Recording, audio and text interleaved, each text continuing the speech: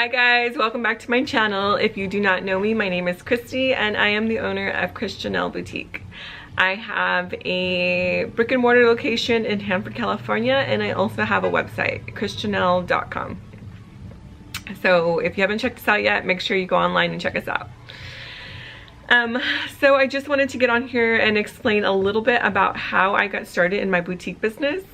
When I got started in 2017, the summer of 2017. It was about July-ish, and I just had decided that I really didn't want to work for anybody anymore. I wanted to be my own boss. So what I did was start researching on how to have my own location, or actually not my own location, but how to have my own boutique online. So we'll start there. And what I started doing was researching how to start a website, what a point of sale system was, because I had no experience. I didn't really know what a POS system was.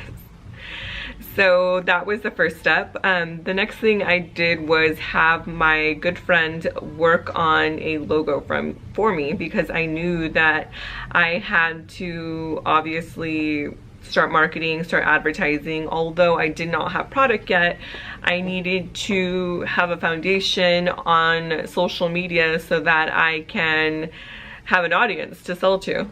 So one of the first things I knew I needed was a logo. And probably the hardest part of actually starting my business was the name. Like, I did not know what name I should use. I did not want it to be like super corny. I did not want it to be like your typical name. So I was like, what can I name my boutique? And obviously one of my biggest marketers was going to be Instagram. And I already had my Instagram page, which was Chris Janelle. So the first thing that came to mind was Chris Janelle Boutique. And one, because I already had followers and customers that were going to come from my personal page onto my boutique page.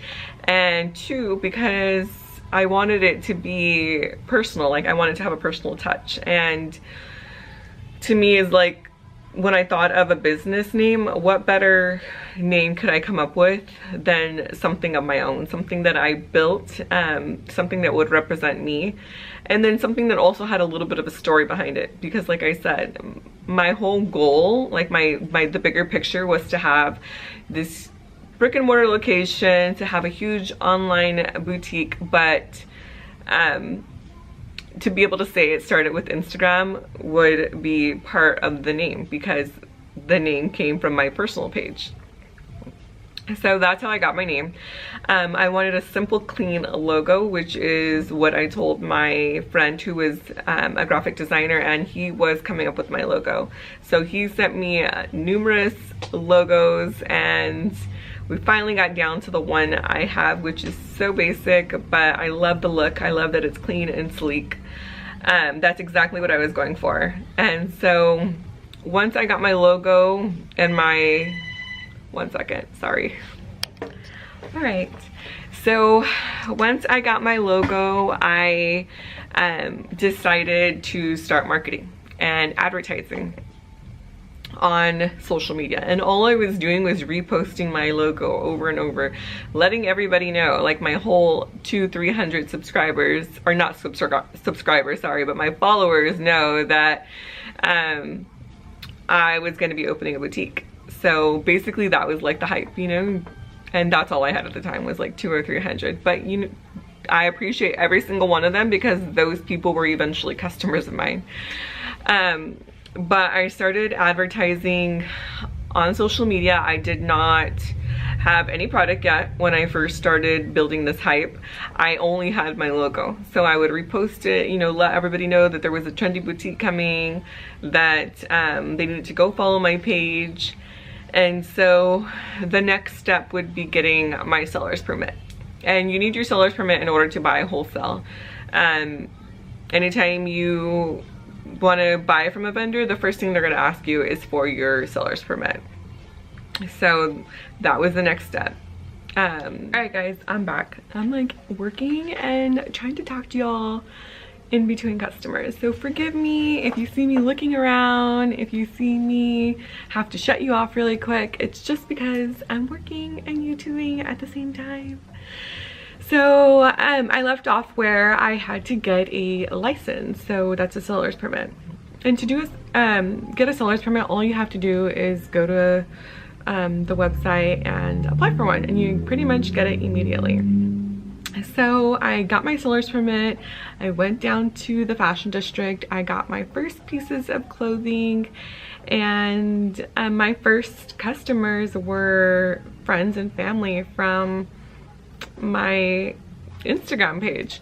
I did not have a storefront. I basically had a little setup in my den with a desk, and I had purchased some racks from Walmart, and I had got a metal rack from Costco, and my clothing was displayed there. So I started posting pictures on my Instagram, on my website. My website probably had like 5 pictures when my website dropped. I just thought it was so cool. I mean, not only did I think I was cool, I just thought it was so cool to have like my own business, to literally say I had my own business. And what I was doing was selling clothes, mainly out of my den from neighbors, or 2 neighbors, 2 friends from Instagram, to some of my followers, which was not even a huge following. I had like a couple hundred people at the most.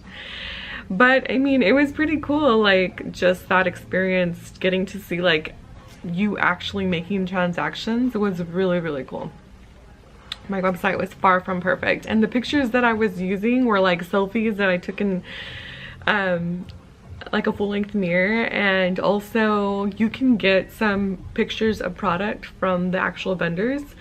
So those were pictures that I was like getting from them, cropping, and then uploading to the website. So it was by far like not professional at all, but it was working. Like I was making sales, so that's what mattered.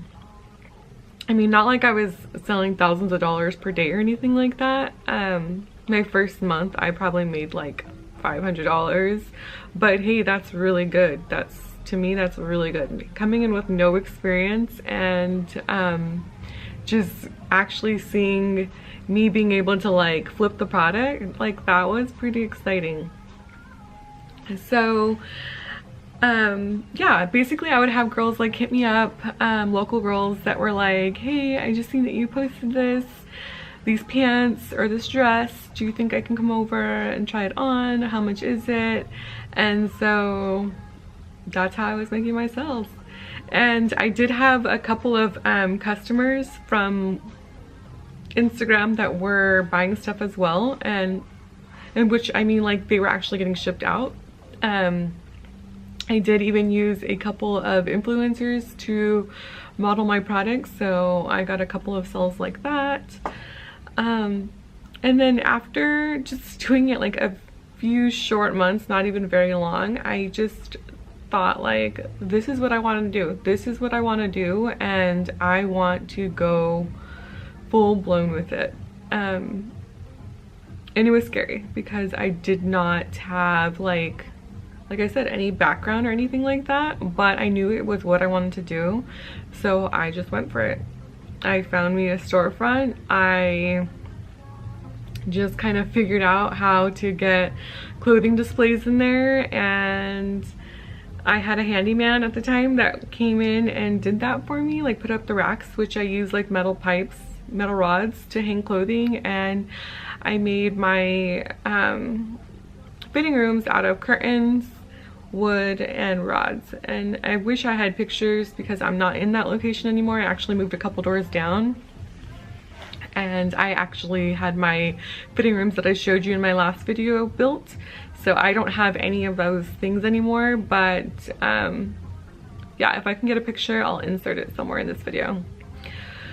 But yeah, it's just pretty cool to see how just not even 2 years ago, like where I started. And the reason why I want to do these videos is just to let you guys know, like, you don't have to be fully prepared. You don't have to know everything. Like, you can start from wherever you're at with whatever you have and make it work. And granted, like, I'm not Fashion Nova. I'm not, you know, Pretty Little Thing. I think that's what they're called. I'm not any of these bigger boutiques on Instagram. But I'm learning and I'm growing, and as long as I'm growing, I'm making progress. And what more can I ask for? Like, what more can I ask for? I mean, I came into this business brand new with not any knowledge at all, and I'm going into my second year. I'm extremely grateful for that. And so with that being said, I'm gonna end this video here. I do plan on uploading another video, most likely tomorrow, with more details on what you'll need to start a boutique, and we'll go from there. So if you guys have any questions, make sure you drop them down below, and please don't forget to like and subscribe. Thank you all so much.